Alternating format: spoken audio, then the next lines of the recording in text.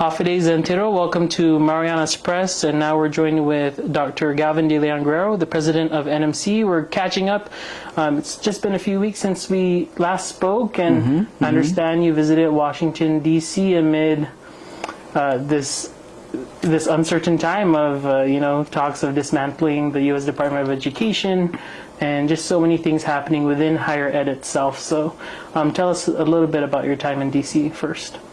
Well, we have some wonderful partners at the national federal levels with our delegate King Hines. She's been very supportive, but also many of our national contacts, whether it be the Association of Community College Trustees, the American Association of Community Colleges, and the State Higher Education Executive Officers Association have all been critical allies and advocates as we work to navigate this new landscape. And we also have a great team here at the college, and with our federal program contacts, we've been able to keep everything humming along. So that's something that has been very reassuring. And I know you released a statement after the executive order from the president dismantling the U.S. Department of Education, and I know down the road it really is going to take Congress for it to dissolve or be completely closed. But what can you share with our local audience in terms of what that conversation really looks like for us in the NMI and for NMC? I mean, is it immediate? Do we not know yet? What can you educate us? That's an excellent question. Inquiring minds want to know. So I have directed our teams here at the college to pay very close attention.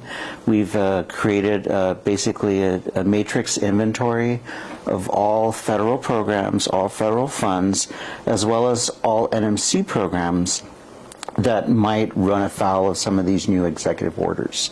So whether it be the closure of the Department of Education or some of these other executive orders, we're paying very close attention to everything at the federal level and everything at the local level to make sure that everything sort of lines up. And so far, we're trying to react not to what is said, heard, or speculated. Although we're prepared, we're trying to respond to what actually happens. So when the executive order was signed to announce the impending closure of the Department of Education, we went back to our matrix inventory, took a look at what we've been able to draw down and where things are at with federal financial aid. And basically what we've learned and what our team has been able to determine and secure is that everything is still humming along, and that is very reassuring for our students and for our community. So yeah, that's kind of where we're at right now. We're very fortunate that many of our federal program contacts are still there. We're very fortunate in that we're still able to draw down on funds for most of our grants, almost all of them. And then most importantly, we're very fortunate that our students will continue to receive federal financial aid in the foreseeable future. I wanted to take a few steps back, because when we hear something like closing the DOE, it's a big statement, right? And that's why there's a lot of questions. So when it comes to the college, can you explain to us how it interfaces with DOE? Like, is it, completely reliant on it, or what is the role of DOE when it comes to NMC specifically? Well, I mean, for one thing, we get a lot of funds from the Department of Education for our buildings, for our programs, for our students. So as I understand it, and as our team has been able to navigate all of this, we understand that a lot of these programs are going to be transferred to other organizations or other entities. So we're tracking that very closely. So on a practical level, that's what it means. But also on a sort of more philosophical level, this is a cause for concern. We as an institution of higher ed, as someone who's been in education for my entire professional life, we take education very seriously, and although the intent may be to better help states fulfill their educational mandates and constitution, everything that they need to do with K through 12 education, higher education, I think the federal government still has a role to play. Let's remember that it was the federal government's role in higher education and in K through 12 education that helped ensure that Brown versus Board of Education was actually followed. It's the federal government that's been able to ensure that people that may have been marginalized in the past are protected. And it's the federal government that's been able to assist states and territories and our Commonwealth to lift people out of poverty through the Pell Grant, through scholarships, through federally funded programs like our Project PROA. So the federal government still has a very important role to play, and I am worried about what will happen next. As the leader of NMC, it's my job to provide that reassurance, and I feel very confident in providing that reassurance because we have a fantastic team here at the college, and they're working very closely with our national and federal partners. But when I step back and look at the bigger picture as a lifelong educator, I do worry.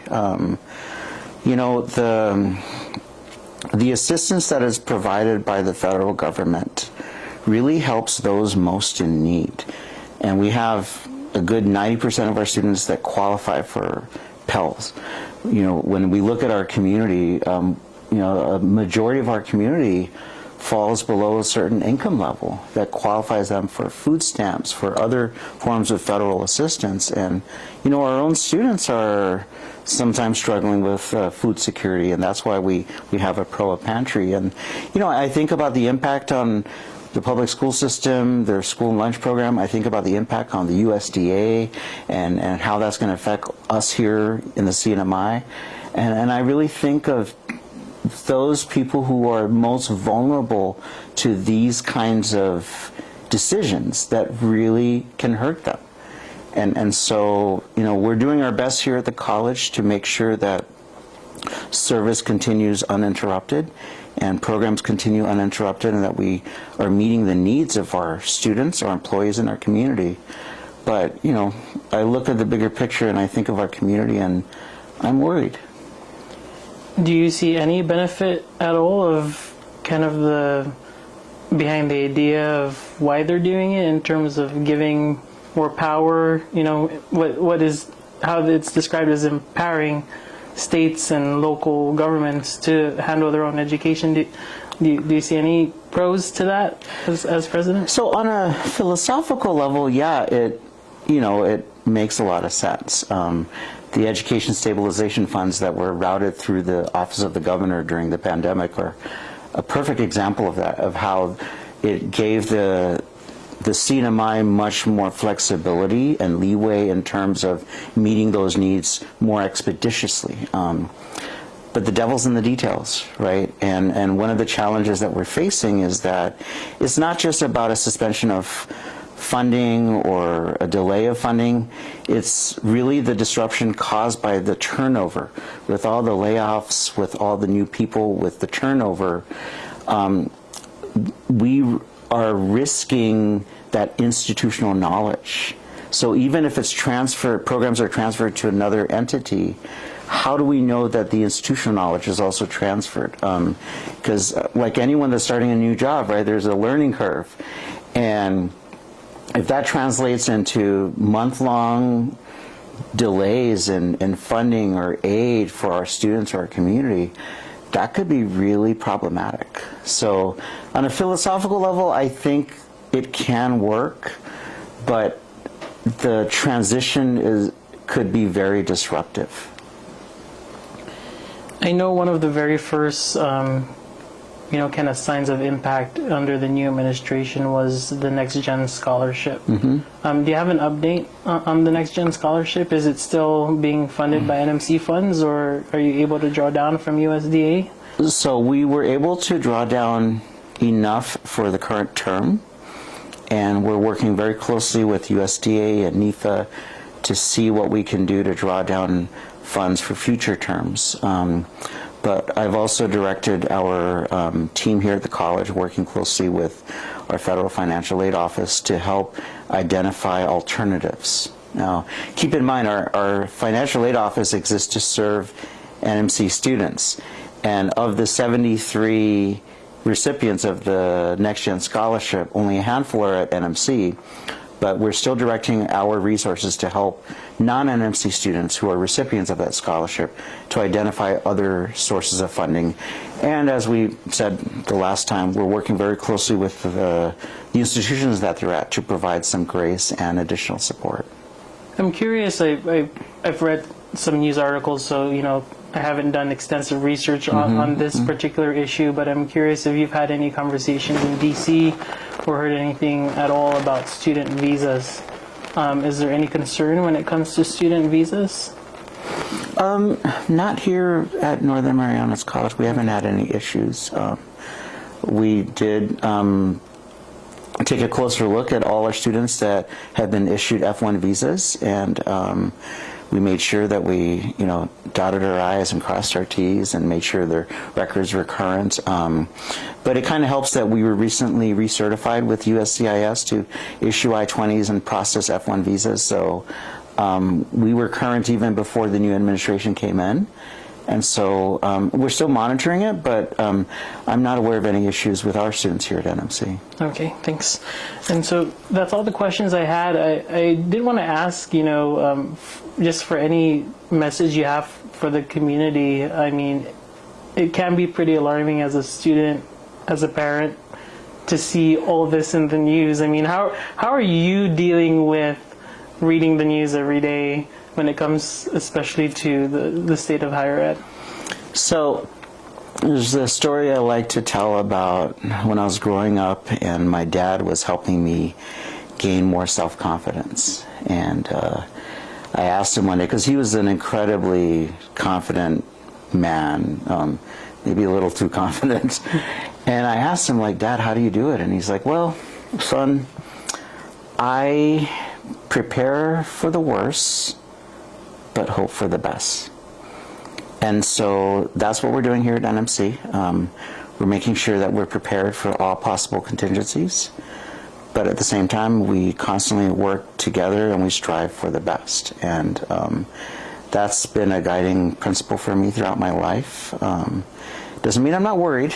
I mean, trust me, I've got a daughter on the autism spectrum, right? And she does get some services from the public school system's SPED program, and I worry about what they're going to be able to continue doing for her, if they can continue doing anything. But I just return to what my father taught me a long time ago. Prepare for the worst, but hope for the best. All right, thank you, Dr. G. Appreciate your time. Thank you too.